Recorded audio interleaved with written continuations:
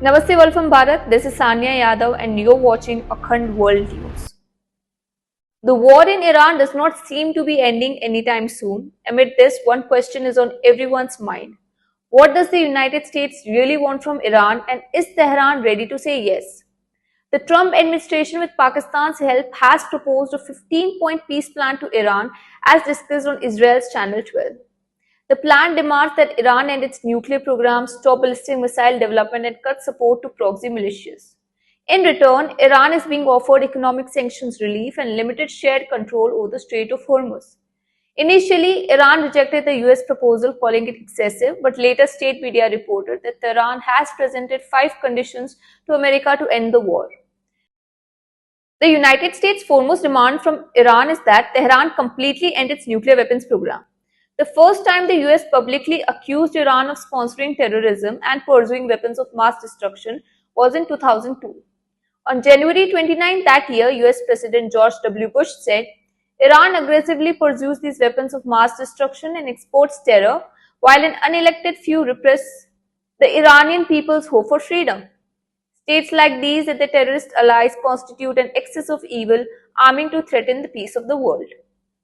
Meanwhile, what reasons is Donald Trump giving for wanting Iran to end its nuclear weapons program? In May 2025, President Trump noted that Iran cannot keep nuclear weapons because of the risk of global destruction. He said, I just don't want them to have a nuclear weapon because the world will be destroyed. Later that month, he added that nuclear weapons pose a threat to US allies. He said, we will never allow America and its allies to be threatened with terrorism or a nuclear attack. In February this year, he said, you can't have peace in the Middle East if they have a nuclear weapon. Later that month, he also said, I will never allow the world's #1 sponsor of terror, which they are by far, to have a nuclear weapon. The United States' second demand from Iran is a complete halt to its ballistic missiles program. Iran has carried out several missile attacks across the region. Iranian forces launched 2 4,000-kilometer ballistic missiles at the US-UK military base Diego Garcia in the Indian Ocean, according to Israeli military chief Eyal Zamir. Iranian missiles also struck the southern Israeli cities of Dimona and Arad near Israel's secret nuclear reactor. Tehran reported multiple ballistic missiles and drone attacks on bases in Al-Minhat and Ali al-Salem in the UAE and Kuwait.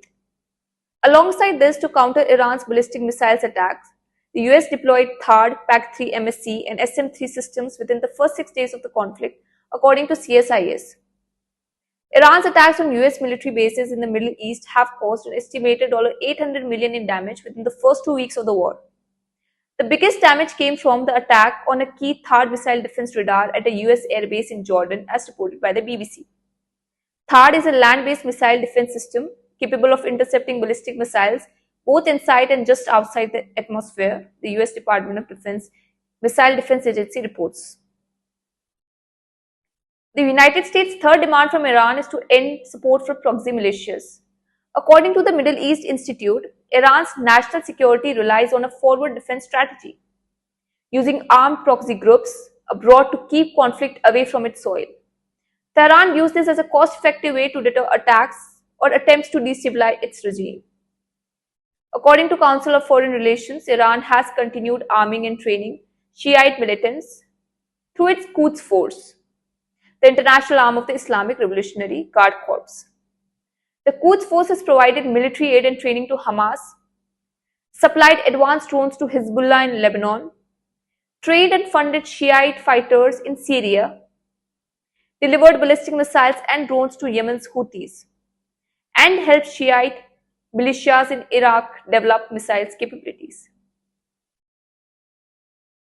That's all for now. I'm Sania Yadav. Thank you for watching Akhand World News.